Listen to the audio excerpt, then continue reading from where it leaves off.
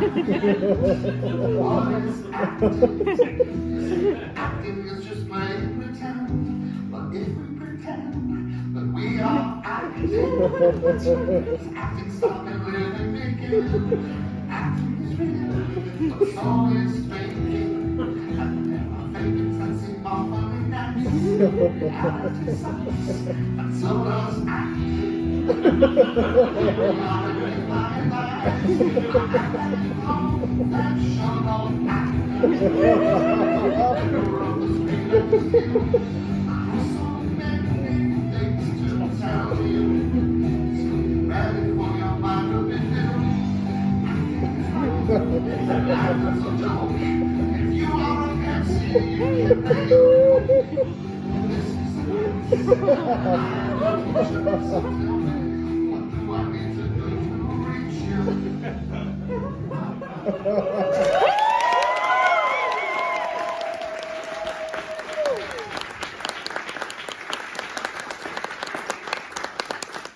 Hello everyone, my name is Connor Ratliff. I'm a professional actor, and this is Connor Ratliff Presents the Acting Class.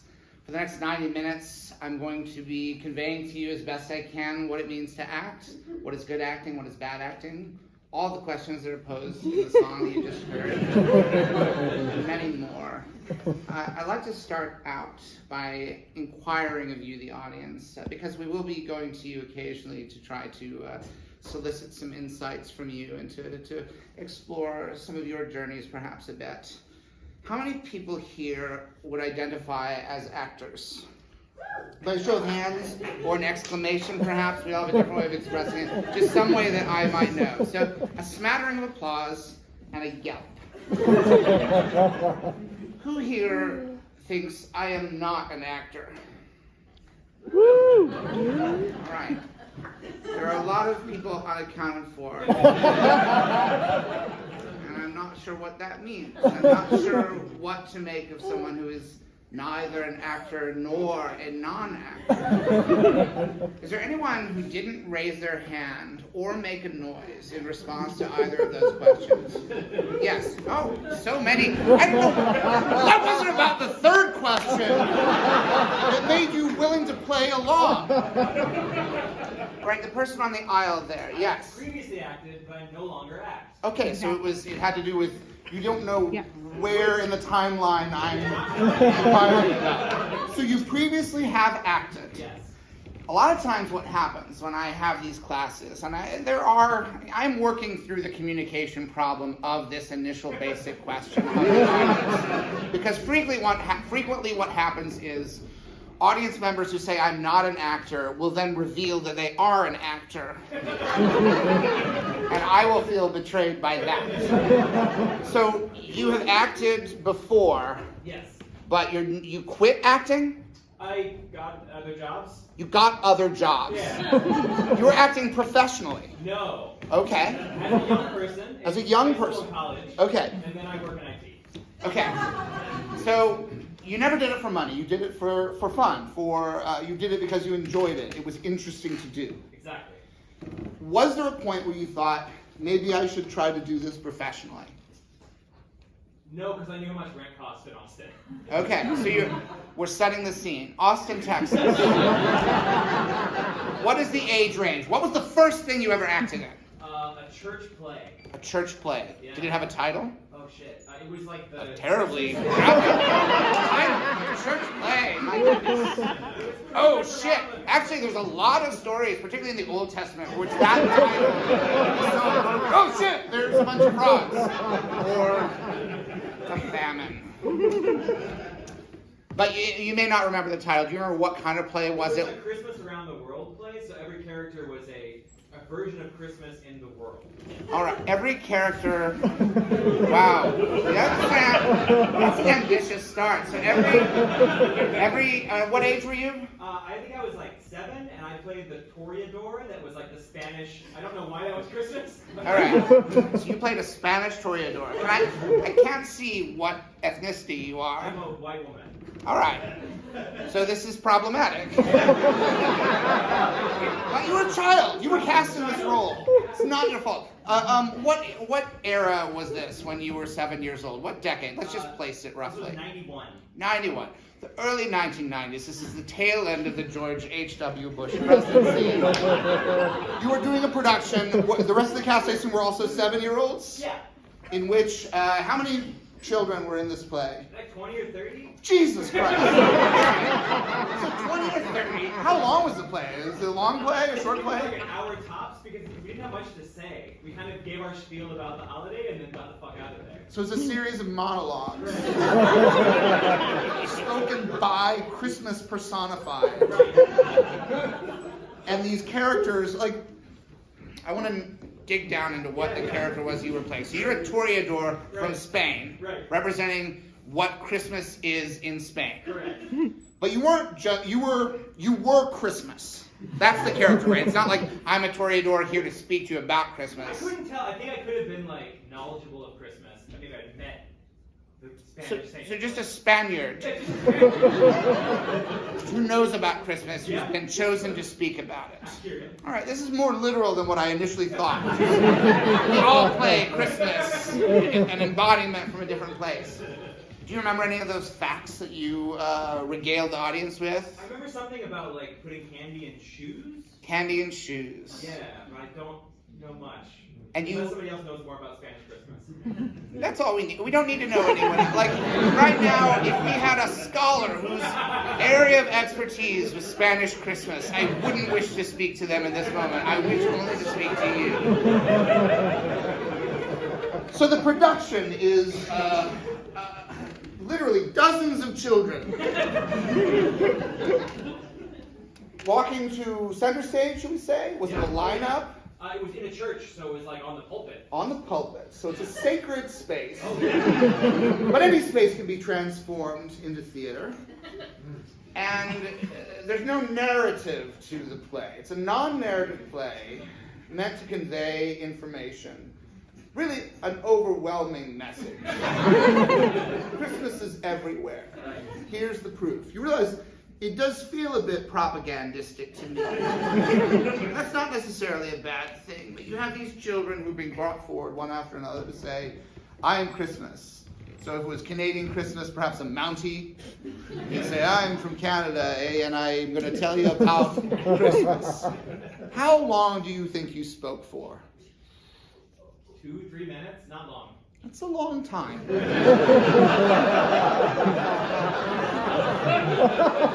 3 minutes is a long time. I once watched, and I say once, I mean I've repeatedly watched a commercial that aired during the Macy's Thanksgiving Day Parade. It was for, I think, Doritos or perhaps Fritos. And it starred Jimmy Fallon, and he was singing the song, It's the Most Wonderful Time of the Year. I think the commercial is 3 minutes long.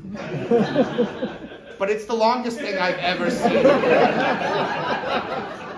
And it looks like it was harder work. It was more hard work. When you watch it, Jimmy Fallon plays a lot of different characters. So at one point he's a barbershop quartet. He's in multiple shots together. There are so many setups in this commercial that I get exhausted just thinking about it. So when you say that a 7-year-old with a 2 to 3 minute monologue about Spanish Christmas is not a lot of time, it makes me think maybe you are an actor.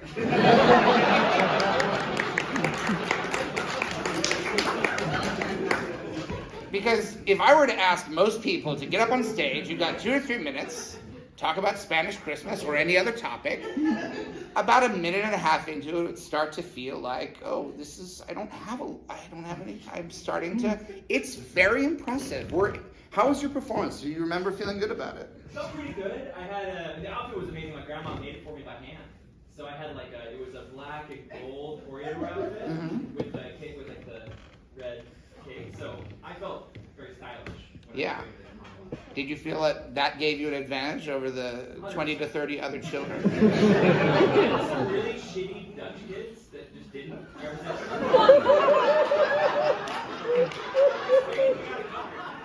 Yeah. first. and you felt good about it, so I'm assuming you caught the acting bug then. Oh yeah. And from then on, there was no stopping you. How many productions do you think was it primarily stage work we're talking about? Yeah, you never did film or television? What? Some musical productions. What's a musical you did? I did Working by Studs Terkel. Okay. I didn't know that was a musical. There's a musical of Working by Studs Terkel? Yep. Sing a little bit of it. It's called Fathers and Sons, but I don't remember how A song about fathers and sons. The father can work, the son might labor. Yeah.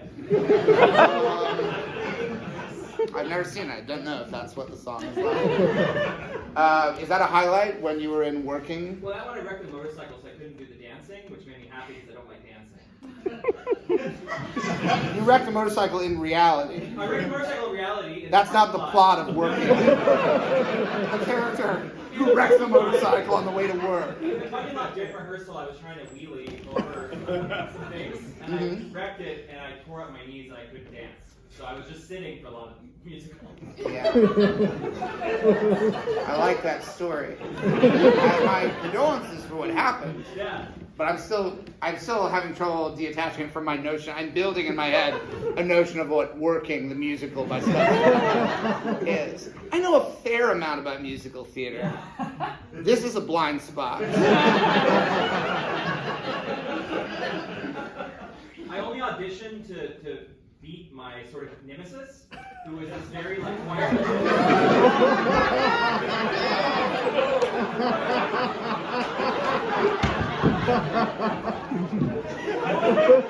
Choir. You had a nemesis? He was the only kid that was actually like out and gay in my high school. Okay. And so I was just kind of like, how did you get to do that? Like, I'm a lesbian, but I have to be quiet. So I was like, I've got to beat him at something. So when he wanted to do the song musical, I beat him at that. What was did you have at all a friendly relationship off stage? No, you were enemies. We didn't talk, we just kind of glared at each other. Oh my goodness. But I did, Weezer's In the Garage is my like audition song, apart from that. This is more than I expected from a non-actor. What was the last thing that you did as an actor? Do you remember? I was the wizard in Wizard of Oz. The Wizard in Wizard of Oz. Yeah. So you started off as the embodiment of Christmas. And then you ended as the man behind the curtain, the Wizard of Oz. Yep. Did you have I played the Tin Man in a production. I was disappointed to be cast in this role because I found the Tin Man to be very boring. Thought the character is no fun. I did some research. I read all the Oz books. I really it's the most research I've ever done for a role. And what I discovered, two things I discovered. One is, for those of you who don't know, and forgive me, indulge me for this, for those of you who already know who here is unfamiliar with the story of the Tin Woodsman, what his origin is. He was a man named Nick Chopper. He was a regular woodsman. And he was in love with a Munchkin girl. And there's some continuity errors within the books, but I'm going to tell you the basic version of the story, which is that basically the Wicked Witch of the East was not happy because I think she might have had the Munchkin girl not work for her or was a slave or something like that. It was a bad relationship. But anyway, she didn't approve of the relationship between the woodsman and the Munchkin girl. And so she put a curse on Nick Chopper that he would start chopping off his body parts with his axe. And so he chopped off his arm, and then he went to a tinsmith who gave him a tin arm. He chopped off his other arm. He went back to the tinsmith. Now he had a tin arm.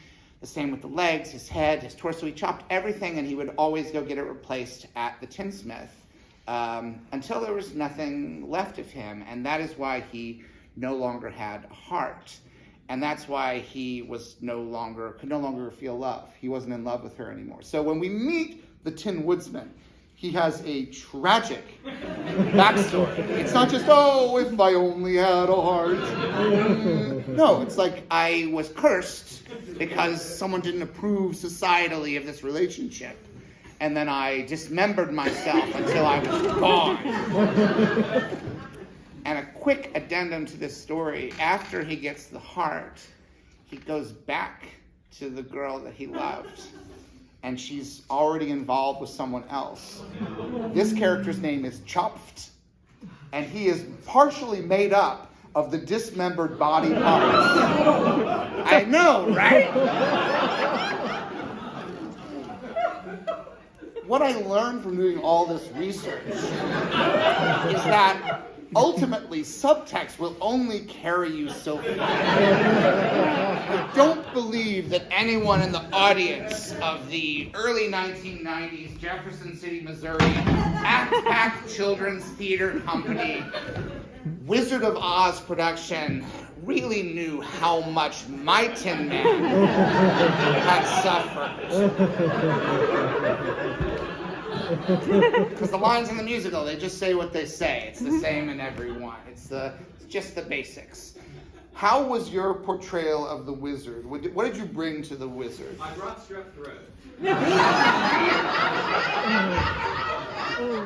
You had strep throat, or you decided the wizard suffered from strep I throat? had strep throat, and my understudy got kicked out for doing drugs, so I still had it perform. So I tried to do the voice, but I was like, So the wizard's kind of Robert Kennedy Jr. sort of like, go kill the witch and then come back. Kill the witch and come back, and then I'll give you what you're wishing for. There's so much drama behind the scene. We've only asked about three of your productions, and each one there is so much offstage drama in addition to the onstage drama. Why? So the pivot to IT. yeah. How does it feel? Like, do you like So it? much better. You don't miss it.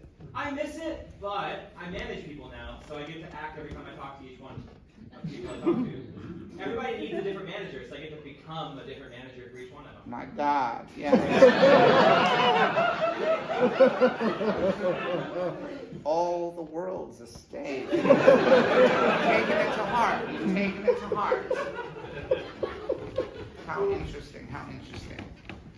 I would like to talk to one other non-actor here in the audience. Yes? I'm not an actor, but I'm a poet. You're not an actor, but you're a poet. And I do like slam poetry, so a lot of the time when I'm on stage, it almost feels like I'm monologuing. Yes, because you basically are. Do your poems rhyme? No. Yes, it's acting. Not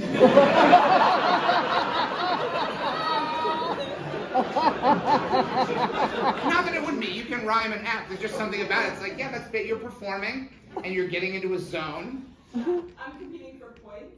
For points? What's the most points you've ever gotten? I don't know how slam poetry points work. So the cap is 30. I think the most I've got is 27.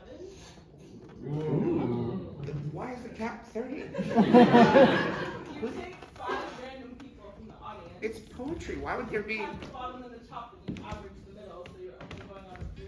Mm-hmm. And the max that they're allowed to video is a 10.0. Who allowed to? Who's the governing body for this? It just seems to me like poetry has no limit. You know, even my initial limitation that I placed on it, the idea of rhyming or non-rhyming, this is bullshit. Poetry is everything. It's everywhere. It's almost anything in a way. And yet, this slam poetry competition, you have 30 points. You can't possibly get any more. You've gotten 27. There's only 3 points you haven't acquired. I think you should try to get more points. I don't know what that would entail, but I think you should come in there and figure out a way to unloosen the strings on whatever that purse of points is. Yeah, it's a challenge for sure because you're trying to not only share your work but also pander to 5 random members that you've never met before. Mm-hmm. So if an audience member doesn't like what you're doing, they can tank your score. But it's like you don't know that person, they don't know you. They're just going based off of what you're presenting on stage. What's something you've done to pander to an audience member as a slam poet? When I performed at Texas Grand Slam, I didn't do any of my political work because I knew that the audience members were most likely a different political background. So what did you What were your poems about when you were taking the politics out? I performed one about my experience with domestic violence. All right. And I performed one about board games. All right. I don't mean to put you on the spot. Could you, I think I'd like to hear a little bit, if you can, of the one about board games.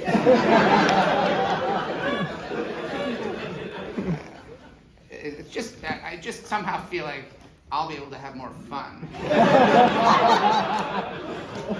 feel like if I hear the poem about domestic violence, it will make me feel very bad. What can you remember a little of the one about board games? Yes. And you're out of character right now, so you don't have to. I'm not asking you to put on a show here. It's okay. I just want to know a little bit of what I'm dealing with. I tried to make puns about like titles of board games. You thought So puns I had- before politics in Texas. It went, you are a pawn, but this queen must take care of you. You are a pawn. You are a pawn. This queen. Were you identifying yourself as a queen? You are a pawn. You're talking to these are the people who are going to judge you. We're going to give you points. How many points did you get in Texas? I actually became the 15th ranked poet at Casper out of 100. That's good. That was my follow-up because when you said 15, I'm like, how many poets are there? Yeah. So you were a pawn, and what was the second line? And this queen. And this queen Take care of you. must take care of you. Ambiguous meaning there, or do you have a meaning in your head what take care of you means? Because that could be nurturing or that could be threatening. The line talking about being assassins, it follows the line talking about like calling a spade a spade. Mm-hmm. So the idea is that like I am here to remove you from the board. Right, so it's a powerful line. So you really, do you feel like that? Do you feel powerful like that as a person when you're not in a slam poetry environment? Absolutely not. Absolutely not. So the acting, you're exactly right. I like the fact that you so you immediately identified that there is an element of acting to your non-acting. Because this is a character you're playing. You are a pawn. And this queen is going to take care of you. You are a pawn. And this queen's going to take care of you. See what I did there? Lines are fluid. The truth behind them is flexible. The first thing you said was, I'm a non-actor, but... What was it that you started with a but statement. I'm a non-actor, but I am a poet. That was what you said to me. Yes. It almost has a ring of poetry to it in and of itself. I am a non-actor, but I am a poet. I think there is an element of poetry in much acting, in good acting. Does that mean anything to you? I think it does because I think when poets go up and they're laying out the barest of their work and they're laying out who they are as people, they have to do it in a way that's palatable to the general audience. Yes. Poets presenting their poetry in a public forum, there is acting to that. But what I'm speaking of is actors who are not poets. I believe there's an element of poetry to what they do. Do you agree with this? Because I'm not sure what it means.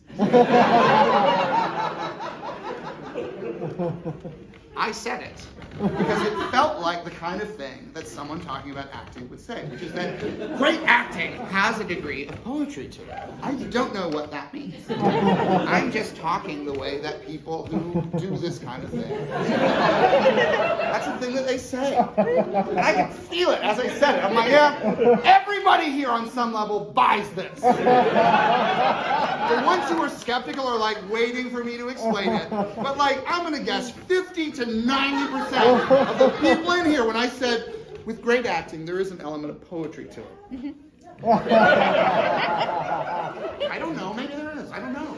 How would I? Well, yeah, but that's writing. That's writing. But the actors, when did I do this poetry? I don't know. I mean, we could sit here all night and unpack whether there's truth in what I said. But I'm telling you, as the person who said it, I don't know what I meant. I don't know what I meant. I don't know what that means. I guess it's like nice or it's beautiful or it's artistic, but is it poetry? I don't know. I think there is some no. I don't know. Part of what these classes are designed to do is to shine a light at how a lot of these classes are. I've had a lot of acting classes with a lot of acting teachers. It's been a while, but I don't think they've changed that much. And there's always something about someone saying something with confidence. Ultimately, acting is about confidence because you have to, usually it's just a matter of you have to pretend that you are something that you're not. You have to pretend you're thinking of something that you didn't think of or that you just thought of, but you have to pretend that it's true. It's just pretending. Is there poetry in pretending? I don't know. I don't know, but I know that it feels like the kind of thing that an acting teacher would like to say to a room full of people, especially if it was a small room full of people and you had complete power and influence over them. Normally I do this show solo, and I act out a bunch of things and I talk to people in the audience. This has been a plan since I first started doing these classes that I wanted to start incorporating guests to talk about their process and to have someone to sort of spar with and throw the ball back and forth and explore who they are as an actor. And this is the first time that I'm going to be doing it in front of people. And I think it will work. I do think it will work. But if it doesn't, then that's just the way it goes. We don't know. That's part of the danger, because ultimately, acting should be dangerous. Not true.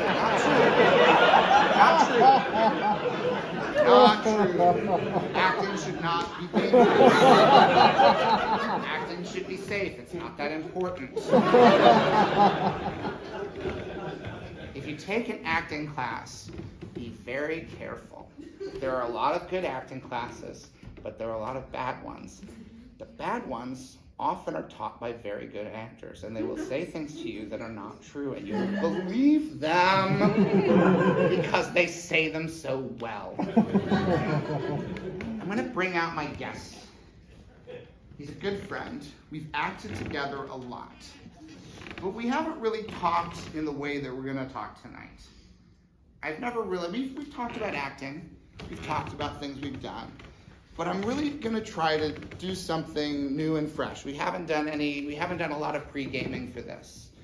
For those of you who are fans of shows such as The Tick on Amazon Prime, if you're a fan of the Blank Check podcast, if you're a fan of HBO's Vinyl, if you like the television show Search Party, if you like the Disney Plus original film Disenchanted, if you like the Netflix original series Masters of the Universe, what was it, Revelation, Retirement, I don't remember what the subtitle was. If you've seen these things, then you have enjoyed or at least experienced the work of my guest, who I think is a very fine actor, and I think the embodiment of what I consider a successful actor to be, both in the way that he lives his life and the way that he plies his craft. Ladies and gentlemen, please welcome to the stage Mr. Griffin Newman.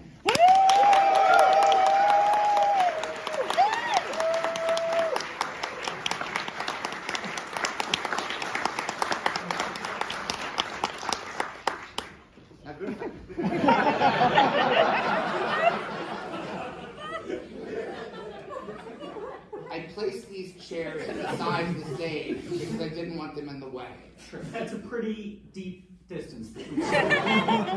But we're both able to fill the space. We can, both physically and vocally. That's right. So, this isn't a problem. No. This wouldn't be a problem either if we moved the chairs to center stage. Yeah. It's a heavy chair. Yeah. It's not a light lift.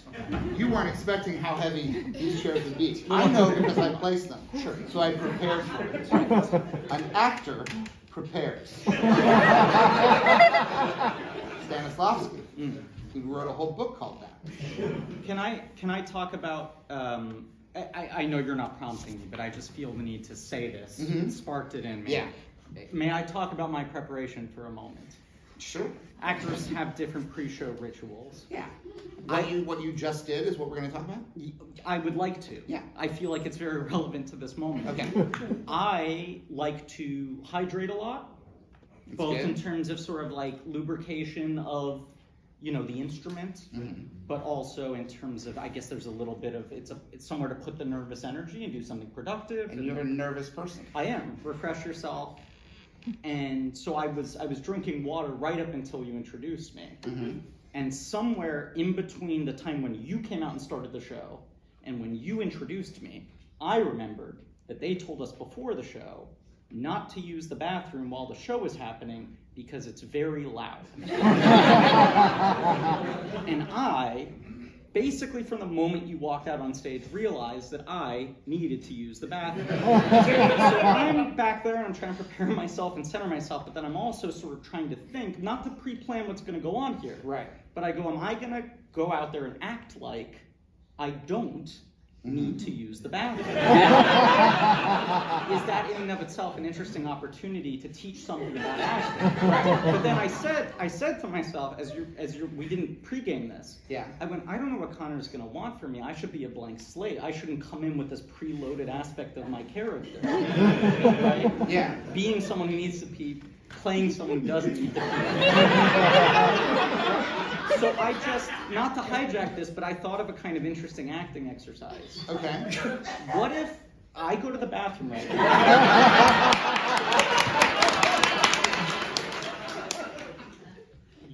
You pretend like we didn't have this conversation. But here's the bigger part of it. Right. Everyone in this room pretends they don't hear the bathroom that I'm about to use, that I've been assured is very loud. I think this is good. Yeah.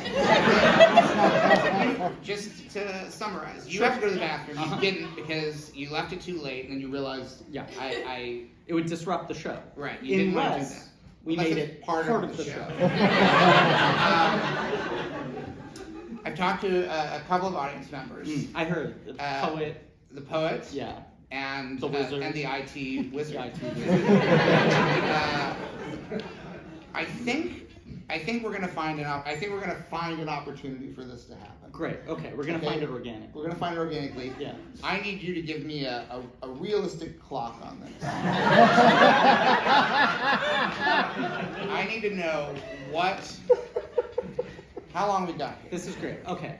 It's not an urgent, pressing matter. Right. I would have done it just to kind of clear the decks before coming out. Yeah. Were it not for the aforementioned sound issue, I would say we want to put this on a 30-minute timetable. Great. This is eminently doable. Great. So here's the thing. Yeah. Because there's going to be a mix of conversation, Sure. interaction, and also demonstration. Sure.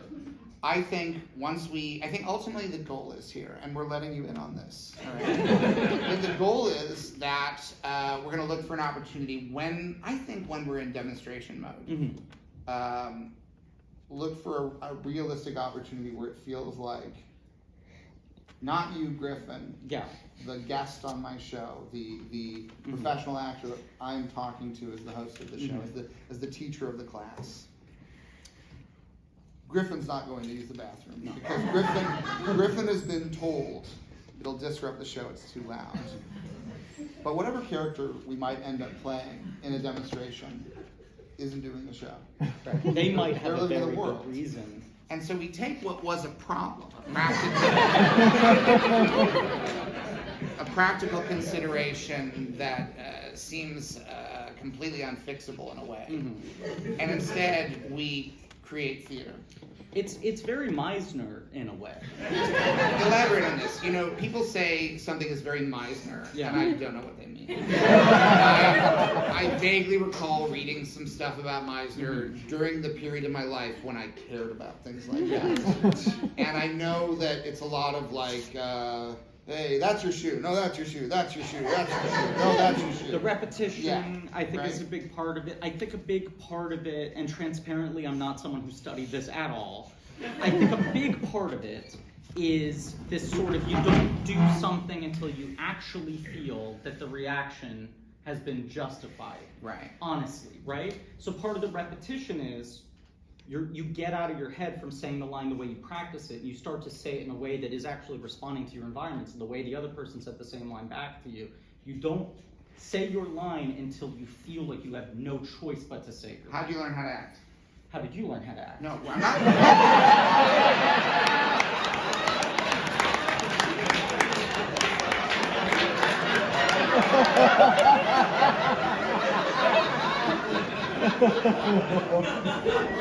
Your impulse was not wrong, but I genuinely want to know, how did you learn how to act?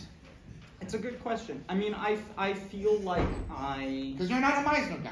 I'm not a Meisner. If we were to do a Meisner exercise, we'd be making a mockery of it. And I don't have a problem with that, but that's not why we're here. We're not here to spoof and goof on Meisner. If you came here for Meisner spoof and goofs, get out! But how'd you learn how to act? I think there was the initial stage of me being very transfixed by performers I saw. You liked watching acting. Yes, and I think I was a child who would take to not mimicry, but then sort of a certain non-Meisnery version of repetition to sort of almost try to understand how someone else does that. So you saw people pretending in things that you liked, and you Yes. thought, I would also like to pretend. I assume it began as playing around, just being characters for fun, right? Yes. Do you remember any early characters you did as a child? Anything that you did? I can give you an example from my own life, which is true. I have an answer, but I want to hear your example, so I'm going to hold on to my answer for a moment. This is something I don't remember doing. I was told by my mother that I did this, and I think this may have been among the earliest examples of me acting, which is that I would leave the house. This is when I was younger than 5. Yeah. And I would leave to go play at Scotty's house. And Scotty lived down the street. There was no Scotty. I would leave the house, and I would return wearing a hat. And I would identify myself as Scotty. And I would say to my mom, hi, I'm Scotty. Is Connor here? And my mom would say, Scotty, Connor just went to your house. I think he's probably there. He'll probably be back in a few minutes. If you're not there, he'll come right back. So I, as Scotty, would say, can I wait here in his room and play with his toys? And this is the part that I'm impressed with myself. Yeah. The first time I did it, I go to walk down the hall, and then I stop, and I say, which one is his room?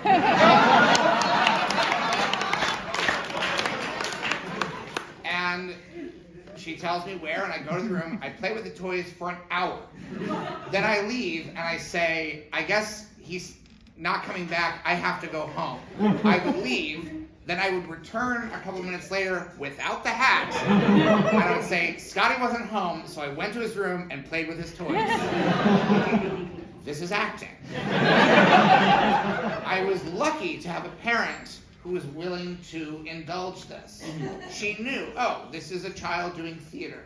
I am both the audience and co-star of this theatrical event, meant, I guess, for both of us, because presumably I had a lot of fun playing the role of Scotty. Scotty had similar interests to me. It was not a stretch.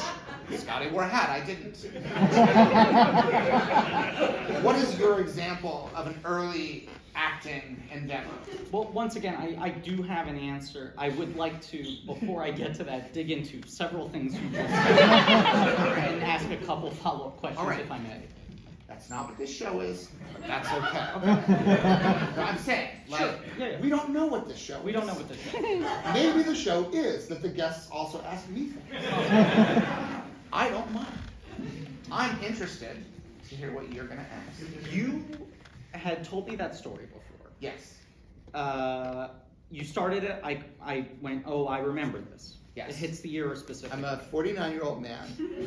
I don't always remember when I've told somebody. We've been friends for over a decade. That's right. We run through stories. We've run through stories. We've run through stories. There's some stories I haven't told you. There's some stories I have. There's stories I've yet to hear. And I remember the first time I heard that story.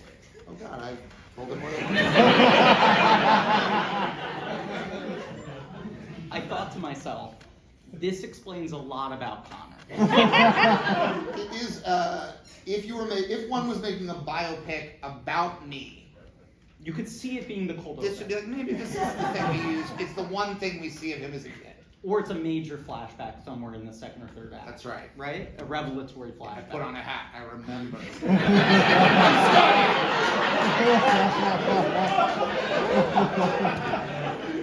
Now this is what actors who do runs of plays say. Every night they make new discoveries. Even though the script isn't changing, they're making new discoveries. Mhm. This second time hearing the story, it hit me very different, and I processed it very differently. Interesting. Because I went, this doesn't explain anything. Oh. This explains nothing, because you were already like this at 5 years old. How did that happen?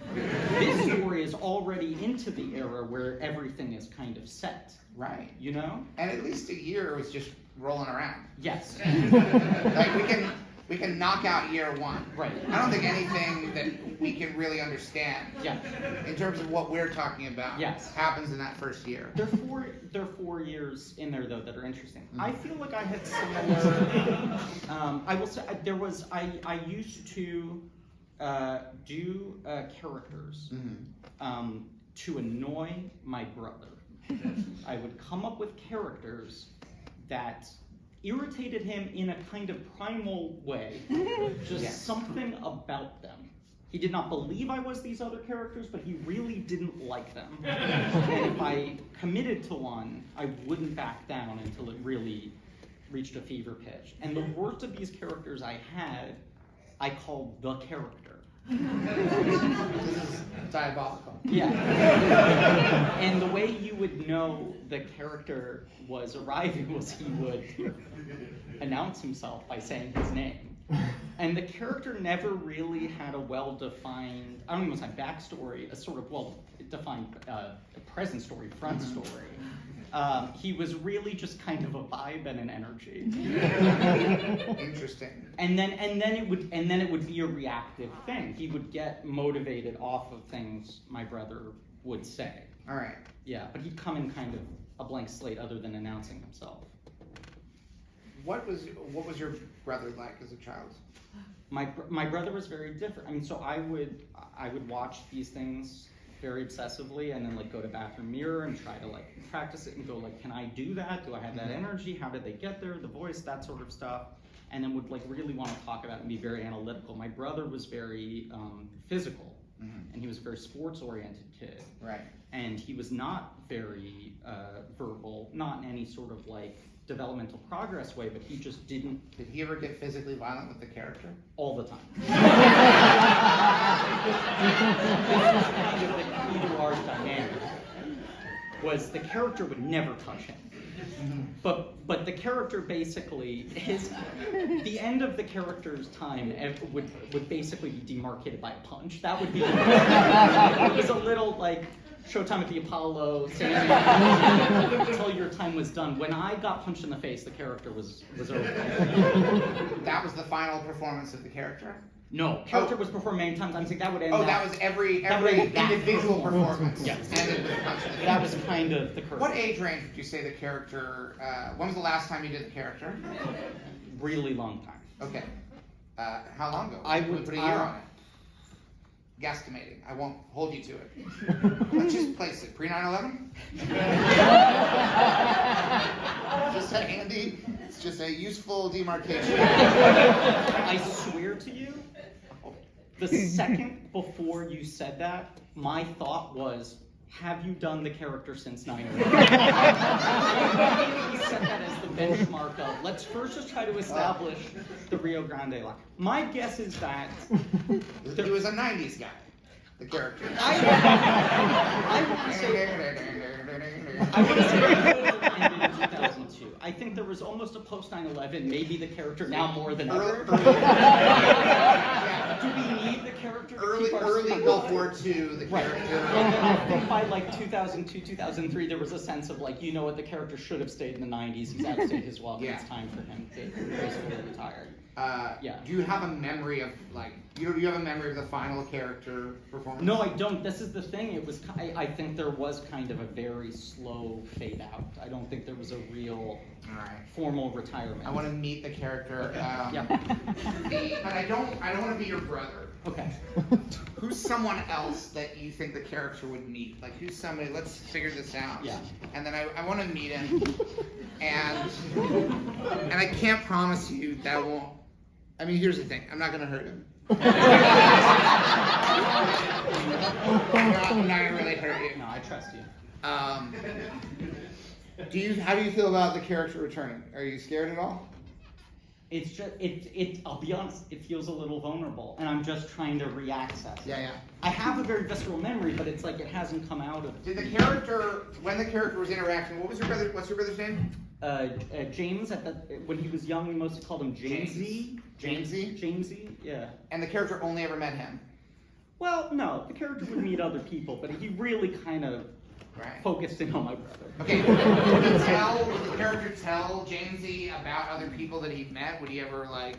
No, this is part of it. Was the character really kind of, he would never really open the door to the other areas of his life. When he was with you, he was with you, and you had no sense of where he'd been before that. But my family met him. You know, he would. I don't know how often he would leave the family unit. All right. But he would. The whole family would be him. Yeah. What do you do for a living? What? An engineer. You drive a train? Said he was an engineer. All right, just picture the little hat. What kind of engineer are you? Mechanical engineer. Mechanical engineer. So what are you generally working with? Designing boxes with AutoCAD. Boxes, making sure the boxes are... You're on a computer a lot? Yes. Okay. All right. And do you have a nickname that anyone calls you for short that's not your actual name? Yes. What is it? Bone. Bo? Bone. Bone? Yes. Bone, like a dinosaur bone? Okay, so you're Bone. All right. With your permission, I'm not going to be imitating you. I'm not going to be embodying you. It's not a commentary on your life. But I will be playing an engineer named Bone. I'm going to take it from there. All right, because Bone is going to be visited by... is it fair to say that the character could be a client? Interesting. Am I already imposing too much context on a character who's defined by the lack of it? No, because I think that's Would the circumstantial. Would the character make an appointment with a mechanical engineer He could. and then show up and reveal that this is the character? Look, if he made an appointment, I sure hope he shows up. All right.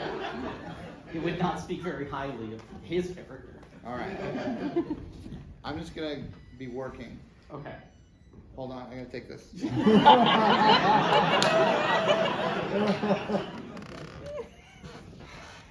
Yeah. No, I'm working on it.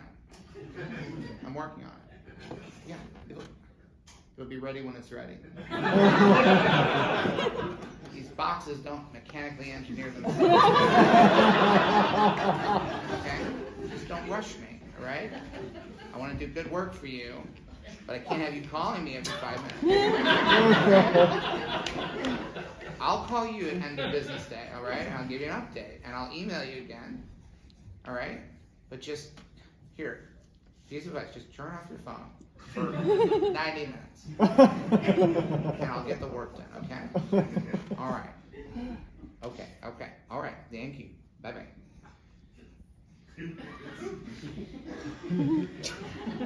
Back to the grindstone. Oh, this is how the sausage is made. People had any idea what I do for a living, blow their minds. Good at what I do, and I love it.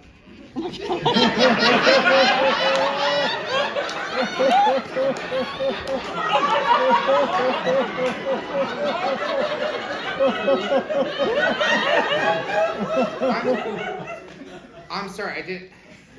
Oh, are you my? Apology Sorry, are you my 2 o'clock appointment? Mm-hmm. All right. You want? Oh no! Can I offer you something to drink? A bottle of water or... You can offer me whatever you want.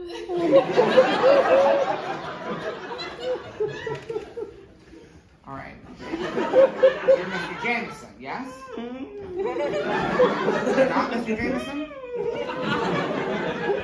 If you're not Mr. Jameson, I'm going to have to ask you to get out of my office. I had an appointment with a Mr. Jameson.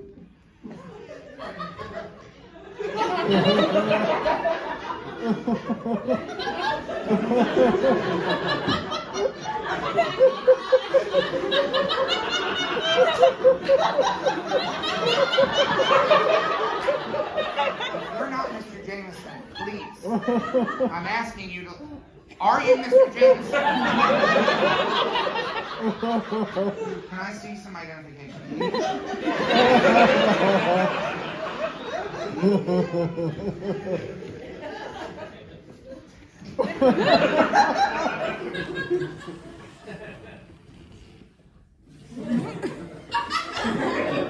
I have a gun in this safe.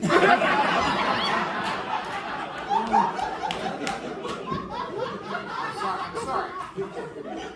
My kids have had some weird emails they've been getting from people. There's some things we're concerned about. Have you been emailing my kids?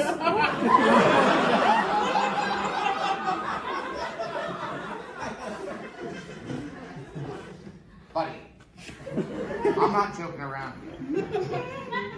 You're not Mr. Jameson. Get the fuck out of my office.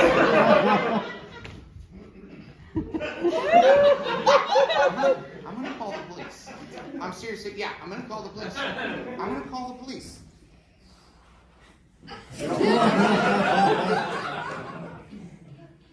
Are you the guy who's emailing my kids? I am as serious as a heart attack.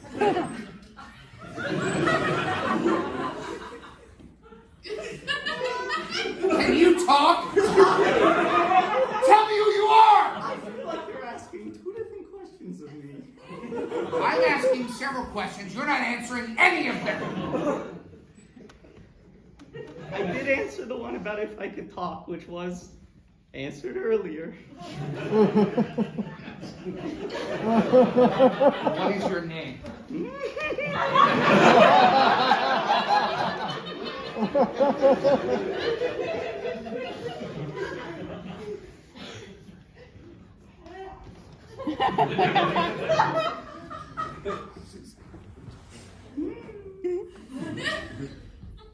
What do you want, money? You want money?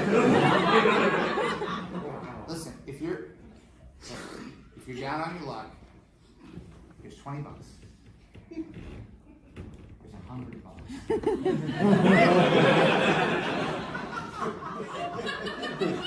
Get out of here, buddy. Go buy yourself something to eat. Was this insulting to you? Oh.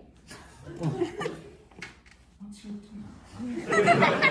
Why are you here? The box. You want The box. All right, so you do need the services of a mechanical engineer. Well, you're not the most eccentric client I've ever had. No, I could tell you some stories. No, do tell. No, I'm not going to tell you mine. You said you could. I would if you would tell me your name. You didn't say would, you said could. I'm going to ask you to leave. You don't want my money? I don't want your business. Get out of here. I don't like you, pal. Get your finger out of my mouth. Put it away. I don't want to see it.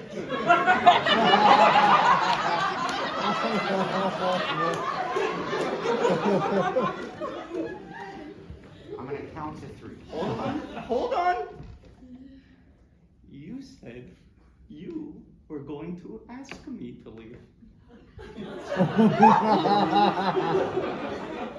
Will you leave, please? That's not what you said before. What do I need to say to get you? You need to ask. I need to ask what? Me to leave. Will you leave, please?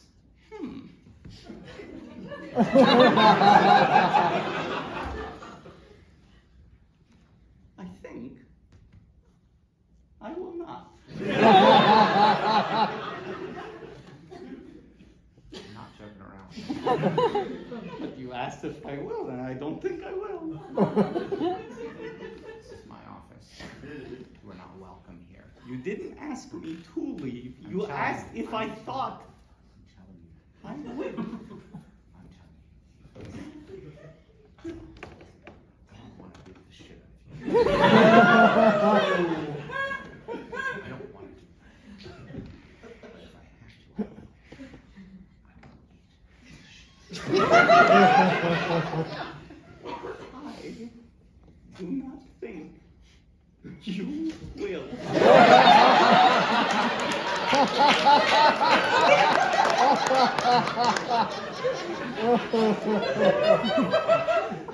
I think you couldn't possibly.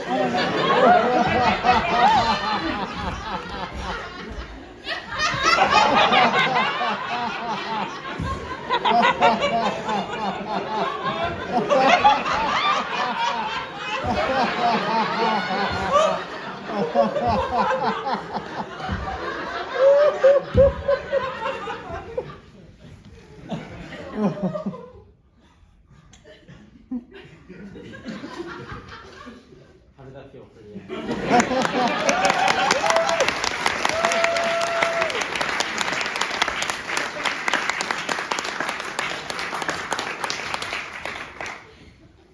when you did the tick, Yeah.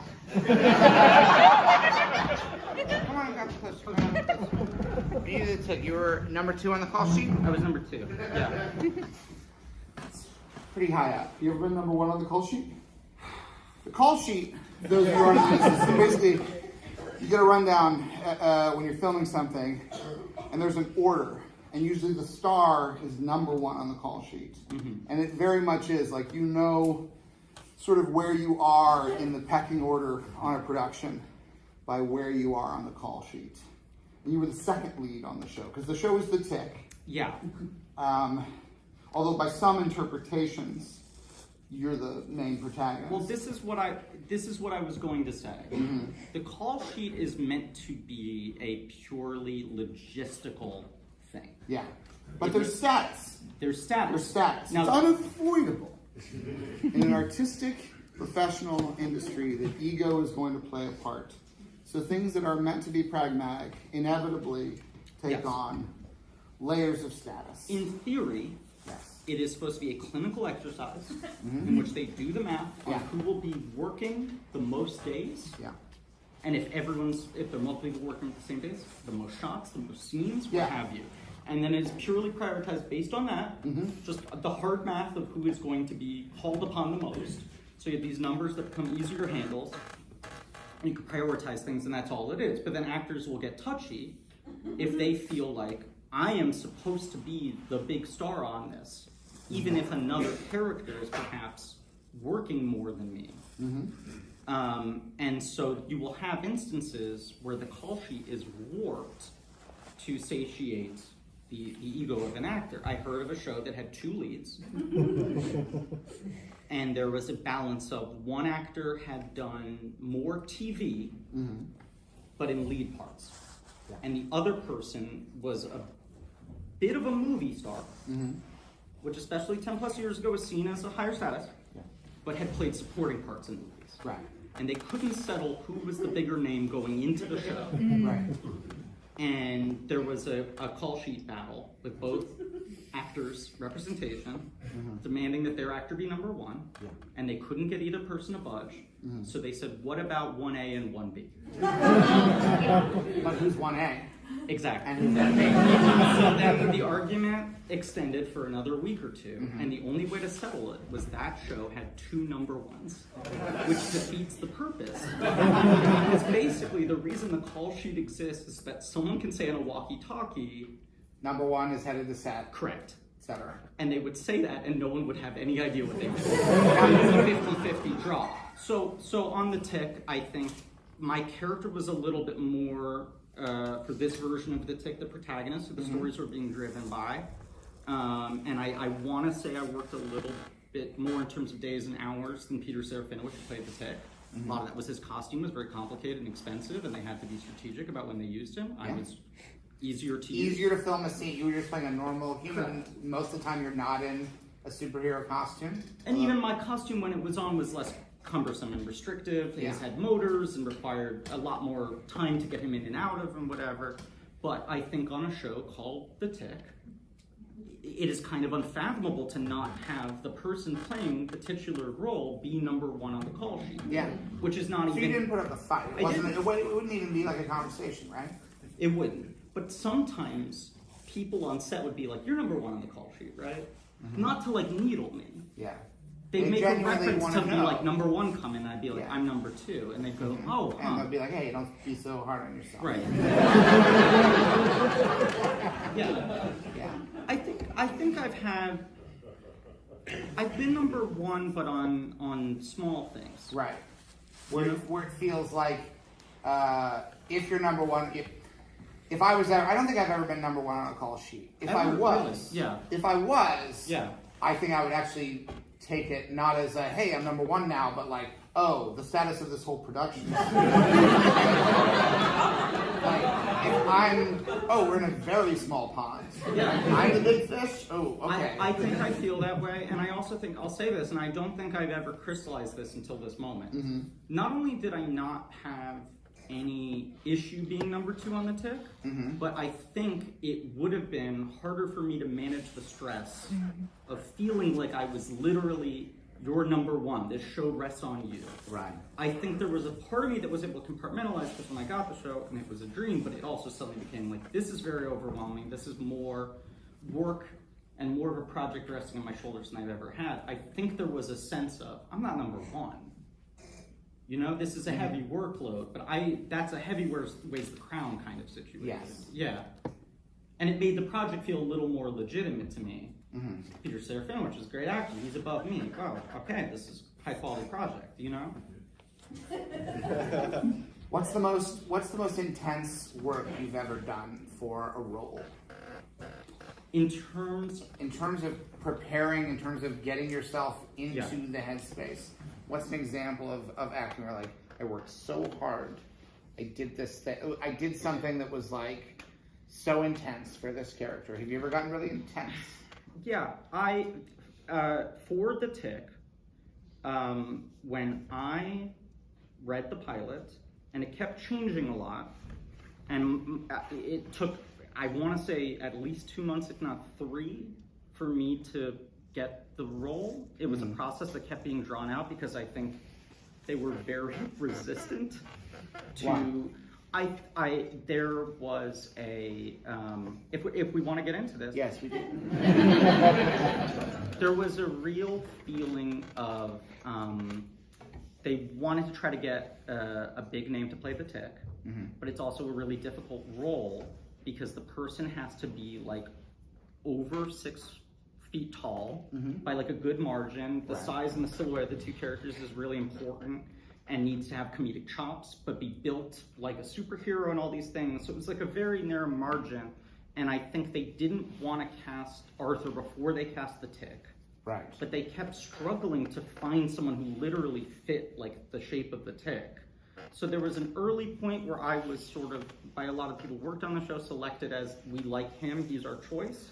And they were both like, A, we don't want you to pull the trigger on anyone until we cast the titular role, and B, let's see what level of person we can get for that role, because if maybe we need to hire someone more famous for Arthur, and that sort of balance of it. But anyway, so it was months of me reading different drafts and having to go back in and do more auditions and trying to convince more people. Throughout all of that, a big cornerstone was that the introduction to the character of Arthur Everest in the beginning of the pilot, I don't know if I've ever said this publicly before, was that he was, you were introduced to him writing his suicide letter and on the phone saying goodbye to his sister, who you didn't know, or she didn't know rather that's what he was doing. He's calling her at work, and she's like, what is this about? I'm a little busy. And he's trying to do his without alarming her enough to call anyone to stop him. Yes. And then that was a big part of, I think, him meeting the tick for the first time, was intercepting a suicide attempt. There was that sort of feeling of it. In the auditions, I didn't have to play that, although maybe I did do one version of that scene. But I felt like I did it well enough for auditions. Right. But then when I got the part, and it was the first time I feel like I really, usually when I would get hired, it would be like the night before you have to film the thing, or 2 days before. I was usually a last second thing. I had a little bit of time, and I like worked with an acting coach, and it was more that I didn't want to, there was no big emotional explosion scene.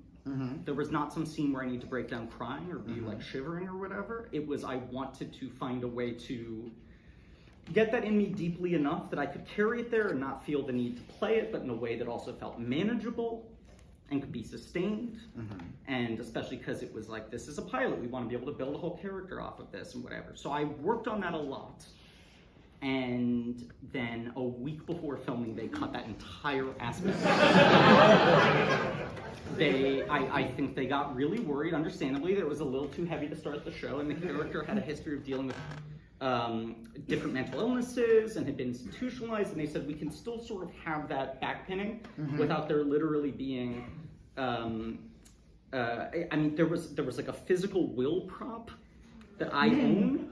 It was cut late enough that props had been completely constructed and sets for scenes that weren't filmed and whatever, but it was a thing that then I don't rewatch it a lot, but I remember watching it at the time and feeling, did I load too much in that then at that late stage it was hard to sort of pull out? Right. Or did that help me in some way to have this thing that was under the hood but didn't need to be literally communicated? This is basically a variant of my Tin Woodsman story. Yes. You did a bunch of work and it wasn't necessary, it didn't matter. You wasted your time. No, you wasted your time. You wasted your time. You hired an acting coach? What was the acting coach like? Wonderful. Wonderful? I mean, yeah, what and did they do? What were they so great about? What was so great about? What was their energy like? What were they like? Were they like, hey, here's how you do it? No, very gentle. They were very gentle with you. It felt a little. Griffin, I want you to look at this scene. We were just really. That feels a little seductive. Not seductive. Griffin, I want you to look at these sides. I want you to look at the text. You're even now doing this very. Griffin, just look at the. I'm not flirting. Just look at the text. Go to the text, Griffin. Was that the kind of thing they would say? What would they say? There was a real sort of. It would be doing it and then talking through it and then saying like, what were the things you felt there?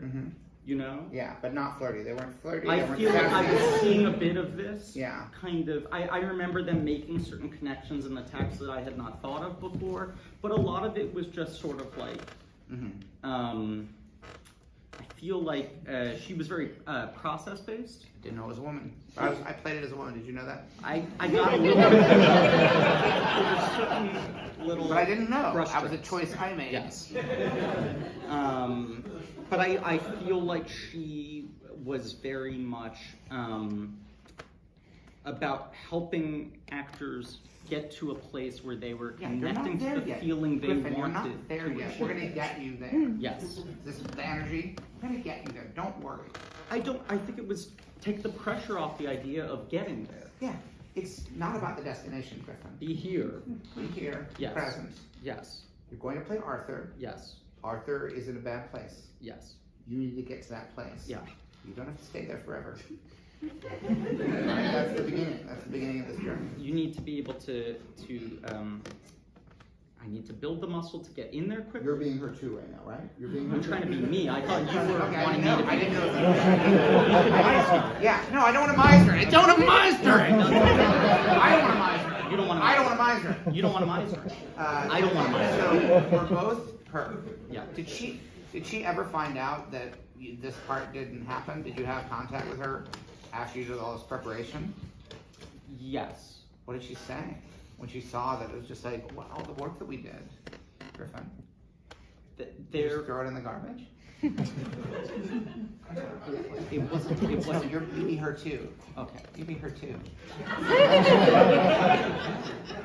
Why did we work? The work can't just disappear. The work we did can't just go It away. went somewhere. So the only way it I want to could find out where go the work somewhere went, Griffin. different is if you put it somewhere else. Where did you Where put is it? it? Where is I know it's here somewhere. Maybe you left it here.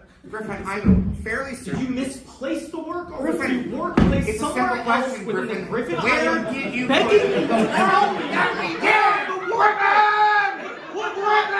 Griffin! Where did you put Must stay somewhere, Griffin. The one thing that we know about this universe is that Did the energy work, doesn't which means disappear. the work It exists. transforms And if the itself. work is It not goes here right somewhere now, else. then it is somewhere else. I'm asking to you get to to the tell bottom me of where the where work that is that work we is did. and who. Don't give me that, Griffin!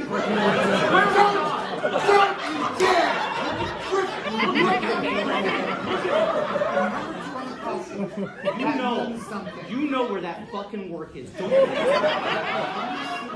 Let me see. I see that fucking shitty ink on your face. Fucking They've changed it. Look, they changed it. Who? Be specific. Amazon Prime streaming. Amazon Prime Video. stream. No, the suits. The suits. I don't think Suits is on Amazon. It's a USA Network show. You know what I mean? I don't know what you mean. How am I supposed? What was her name? What was Elizabeth. Okay, Elizabeth, please. Don't you call me that? What did I call you? What did I call you? What am I supposed You to call know you? to never call me. What am I supposed to call you? I need to call you something? Lizzie. Liz. Yes. Liz? Liz. Yes. I don't have any control over this. Do I know that? How would I know that? Because I Tell me how I would know that. It's in both the text and the subtext of what I'm telling you, Liz. Please. No, that is not a backstory we agreed upon. You can play that, but that is not my reality. Liz, I'm still using some of the work we did. Where? In the subconsciousness of On the railroad? On the farm? On camera, Liz. In the shot. In the mise-en-scene. It's right there. If you would even plug in the Roku that I got you as a thank you. You're telling me that if I check the mise-en-scène on that Roku, I'm gonna see the work. I promise you. I promise you it's all there.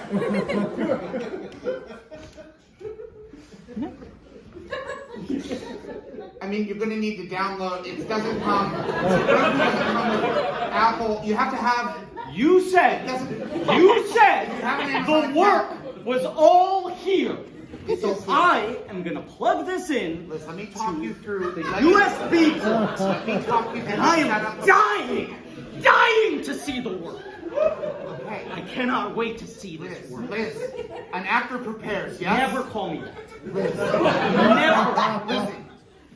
An actor prepares, yes? We agree? Yes. I'm going to prepare you that the setup for a Roku is brief and painless, but it is not immediate. There will be a few steps between plugging that in, logging into your Amazon account or mine. If you don't have one, Lizzie, I'll let you use mine. I can have several different devices, but there may come a time when you try to log into it and it's not there anymore. Because things may change in my life. There might be someone else who wants to use my Amazon Prime login, and there's a limit. But for now, it's you, Lizzie. For now, it's you. You said the work is on here, right? That is a conduit. The work will be experienced through there, out of there. But the work, Lizzie, the work is here and here. That's what you said, right? This is where the acting is. When we get our exercises, this is where the acting is. Remember? I remember all the exercises.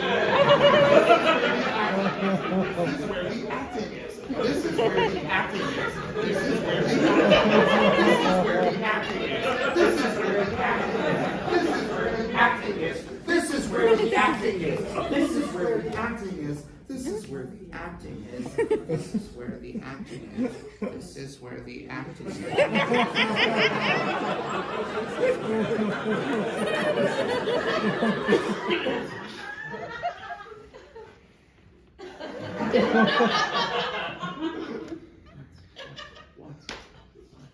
Lizzie. Please, Lizzie, let's just set up the Roku. Say, I love our classes. Here, let's just watch the first few minutes of the pilot. Okay? If you don't mind, just have to use the bathroom.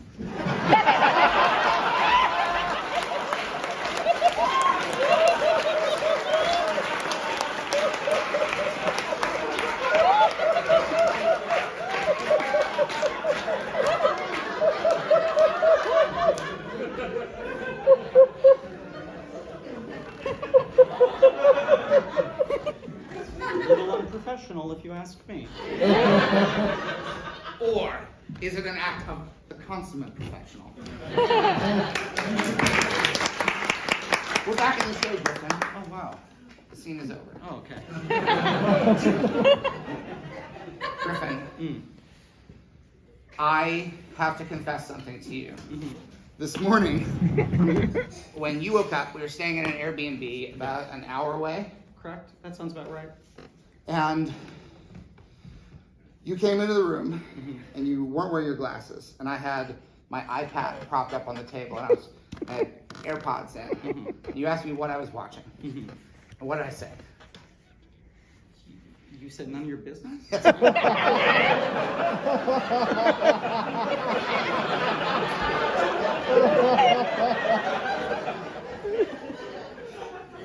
Griffin didn't have his glasses on, so it was just a blur. Yeah. You couldn't hear it. Yeah. I was watching the HBO original series Final. Now that show, Yes. famously, Yes. was pulled Yes. from HBO Max. Yes. Because it was losing money. There's so much. For those of you who are unfamiliar, Griffin is part of the ensemble of that show. You're not named in the opening credits. No. You're at closing credits, but you're in all of the episodes. It felt like you're not in all of the episodes. You're credited in all the episodes, but it felt like there was at least one episode. Here's my confession. I believe I'm in 9 out of 10. All right. But I might have been credited in all 10. Yeah. IMDb says you're in all 10, but Yeah. there's an episode that I swear I didn't see anywhere in the episode. I have multiple confessions here. One is to you.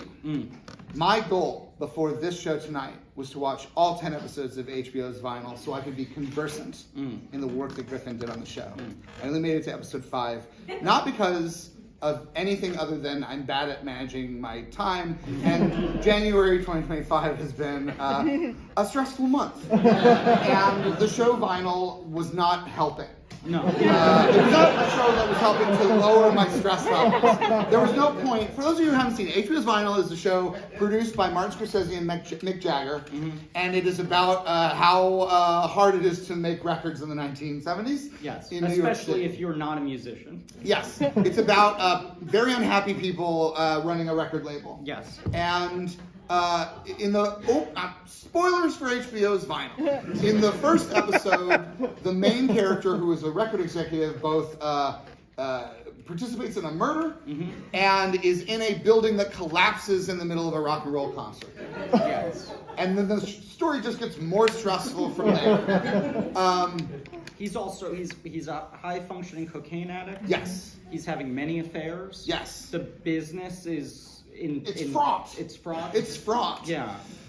So my first confession is that I let you down, Griffin. I will finish the show, but too late for this show. Okay. I am half prepared.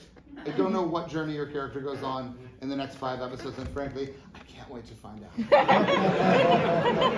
My other confession is that in order to do this, I committed multiple crimes, or one crime 10 times.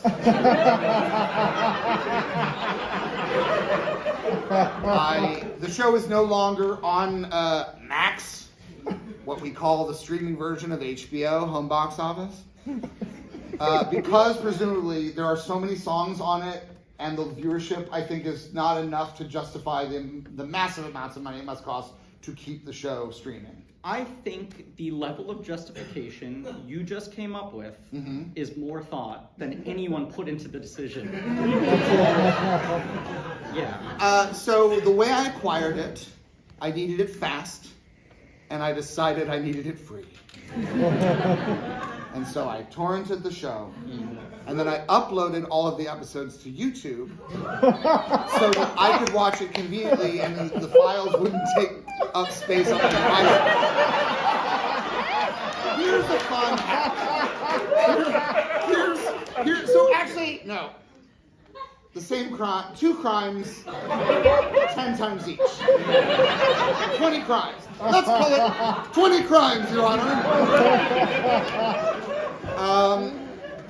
Now, here's why I did that. It was just because if you have a YouTube account and you upload, let's say, for example, this is all hypothetical, we're playing characters. You upload an episode of HBO's Vinyl to YouTube. YouTube's robots immediately determine, hey, this is HBO's Vinyl, it's owned by HBO, you don't have the rights. And so I immediately get an alert saying you have uploaded a copyrighted video. It is now blocked in every territory in the world. You will not receive a copyright strike on your account because it is a private video, because I have not actually released it. But it remains, and it's playable to me. So I sort of created my own little bootleg Netflix account in YouTube. I have a feeling this won't last forever. Like most of the fun things on the internet, this will at some point either go away or become terrible in ways I cannot predict. You said this show is not historically one in which the guest asks you questions. But do you mind if I ask you a question here? Yes. So on the car ride over to the venue for this show tonight, you and I and Patrick Cotnoir, our partner in the George Lucas Talk Show, we're talking about how happy we are when we find old television clips, comedy clips, especially things that are not streaming on YouTube. And ones that still have, like, were clearly taped off of broadcast television, have commercial breaks or studio idents. And Patrick was saying, I'm surprised when they have, like, the network logos on there and they're not pulled out, that AI doesn't know to pull them. And I said, well, I think a lot of that has to do with if you're trying to monetize the video or not. And a lot of those people are just, they're not looking to make money off these old clips. They just think they should be out there. And Patrick said, well, I've posted videos of, like, old family videos for my family to watch. Like old camera videos that my grandmother's in, and they'll get flagged and pulled even though I'm not trying to monetize them, and there's no monetization attempts on my personal account because of a song that's playing in the background while my grandmother's talking on the radio. And I said, that's weird. That's weird that they're doing that for you. And you said, you know what's a trick that I do sometimes? Is I upload, sometimes there have been TV shows that I want to watch. I couldn't tell you at the time. I thought, I'm going to tell Griffin a little bit of the story. I didn't even know for certain that I would tell anyone else. No, you basically said everything you said to the audience here tonight, except you didn't mention what show it was. And you presented as, you know, there's a thing I do sometimes. Is there one prior example of you doing it before this? Yeah, but I can't remember what it was. Okay. But I know I've done it before. You've done it before. I've done it before, and it's just an easy way of cataloging things without taking up space in my hard drives. Yeah. So, in the pilot for Vinyl, you were directed by Mark Scorsese. Did he give you any notes? He did. What were the notes that Mark Scorsese gave you? He... fun to work for? Very fun. Good filmmaker. Really good film. Very good film. I like him. I like his movies. Yeah. He is, and I think I will often hear this when I talk to people who have worked with sort of people I think are, at the utmost level. And you just go, what is the secret of being on their set? What is the thing they whisper in your ear? What is the direction that is so smart? Yeah. And he would, by and large, just go, that was great. Just, try another one. Try another one. You just come in and you just go, yeah. Do you like that line? You can say something different if you want. Did you ever say something different? Yeah, he encouraged me to. Did it make it into the cut? There was a line that was in the script, and we were doing table work. Table work. Table work. Mean you're around the desk? Yeah, like a week or two before filming, he went through every scene, asked everyone who had a speaking part in that scene to come in, and he had like 2-hour slots for each scene, and just let's go through line by line, see if we bump on anything. Yeah. And he said, do you get that joke? In reference to the line of dialogue that I had to recite. Yeah. And I went, yeah, I think I get it. If it's not coming across, I can come up with, I maybe just haven't found the reading yet. And he went, no, I wasn't saying like that. I genuinely don't get the joke. I don't get the joke. You get it? And I was like, yeah, I think so. And he goes, do you think it's funny? And I was like, it's kind of funny. And he goes, what's like another thing you would say? I'm not in love with it. What's another thing you would say like that? And then I feel like we worked through a couple versions of it. And he goes, yeah, I just say any of those.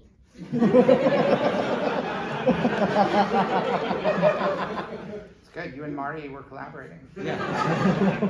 But he's very like, I feel like a lot of his secret is he uses his clout and his reputation to get all of his collaborators a ton of time and space to really like just go on whatever process you need to find. There's no pressure on you. There's no rush. You're not in a lot of the show. No. You grew a mustache for the show. Correct. You grew like sideburns. Correct. You couldn't cut my hair for about 6 months. Yeah, you had curly hair. Yeah. You have a very distinctive look in the show. Yeah. And before the show came out, you had to live in the world looking like that all the time. Yeah, I'll tell you, here's another thing about like changed plans. My character on the show was named Casper. Casper. The reason he was named Casper was in the script, and in the original script, I believe he had 2 lines total. There was no larger reason for this, and it did not play into anything larger in the script. The character was meant to be an albino.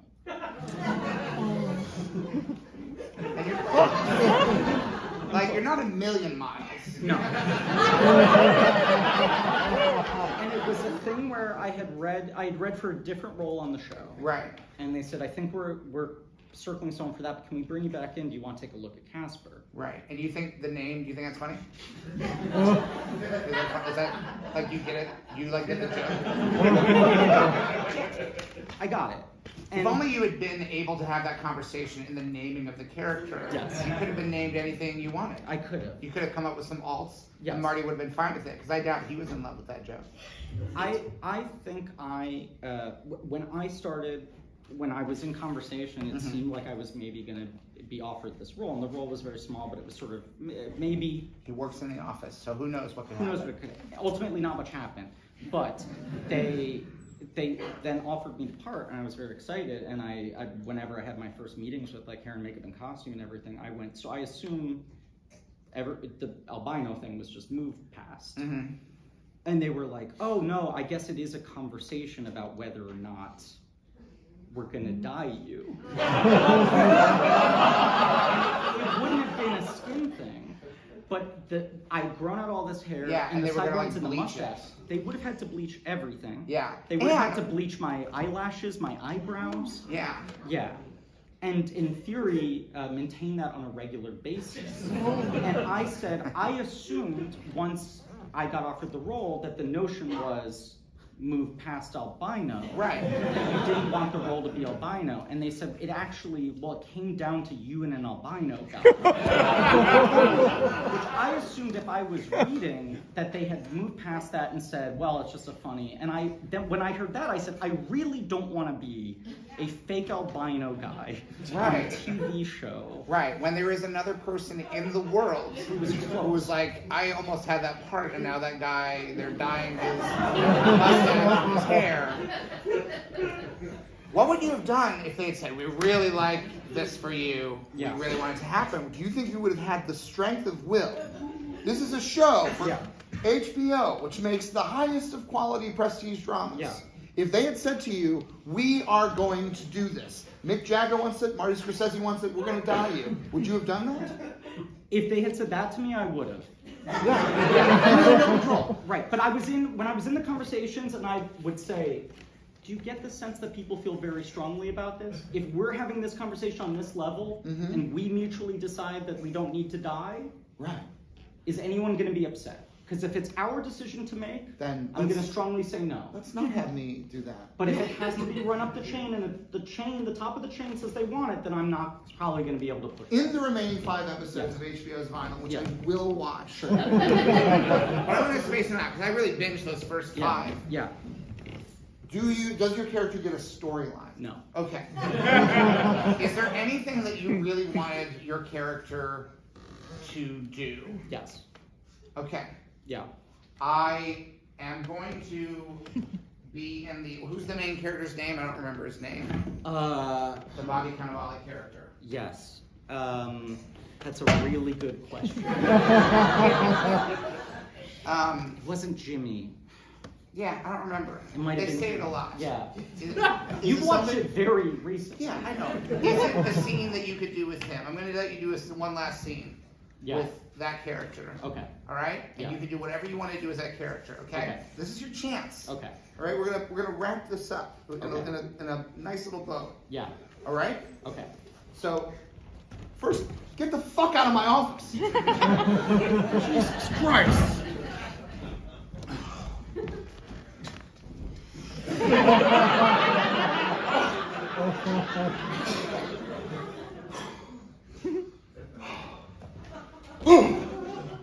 Rock and roll! Rock and roll! Oh my God. It's the music, man. It's the music. Oh my God. Yeah. Yeah. This is what I'm talking about, people! I need music that's got balls! Oh.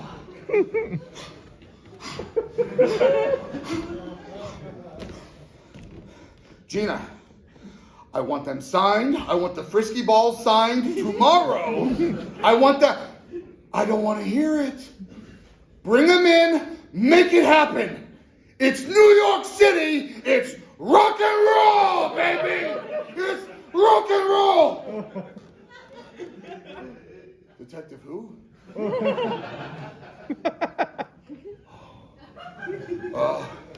Yeah, tell him I'll call him back. What time did he call? Okay. Thanks, Gina. Hey, Richie? Yeah, what? Can I come in for a second? Sure, yeah, what the fuck? Yeah, what the fuck? Yeah, sure, come in. Yeah, what? What the fuck do you want? Sorry, I was just in the bathroom and something hit me. Why are you telling me this? I don't need to know when you go to the fucking John. I'm running a record label here. I'm running a record label. A record label. A record.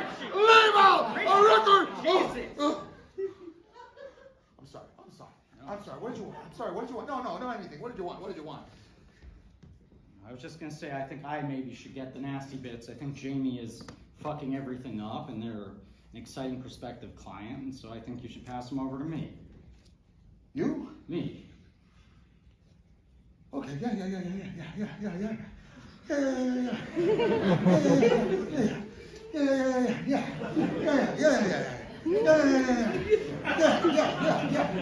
Okay. Yeah, whatever. Yeah. I don't give a fuck, yeah. Okay. You tell him. I don't want to hear his crybaby, whatever the fuck.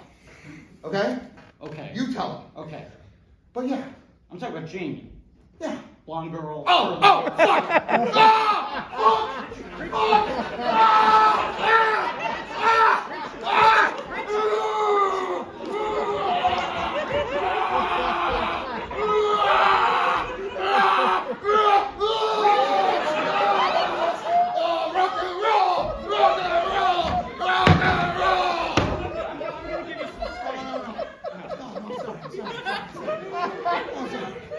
I'm sorry. Richie, Yeah, you yeah. feeling okay? Yeah, tell her. You're handling the nasty bits. Okay. Just, we're running a record. American Century. Okay. American Century. American Century. Okay. Okay. The 1970s, New York City. That's when we are. That's when we are. You know what? What? You're all right. Thank you. Thank you, It Richie. was good that you came in Yeah, here. it means a lot to me. It was good you came in here today. It was good. Hey, Hey. can you get me some cocaine?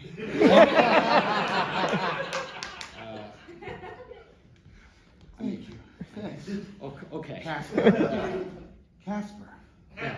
It's because you're albino? Just got it. I just fucking got it. Oh my God. Because you're an albino. Why you dye your hair like that? Wait a second. You shouldn't dye your mustache dark. You shouldn't dye your hair like that. You're an albino. Richie. You're an albino. How long have you known? I think on some level I've always known. End of season. Season 2. Thank you.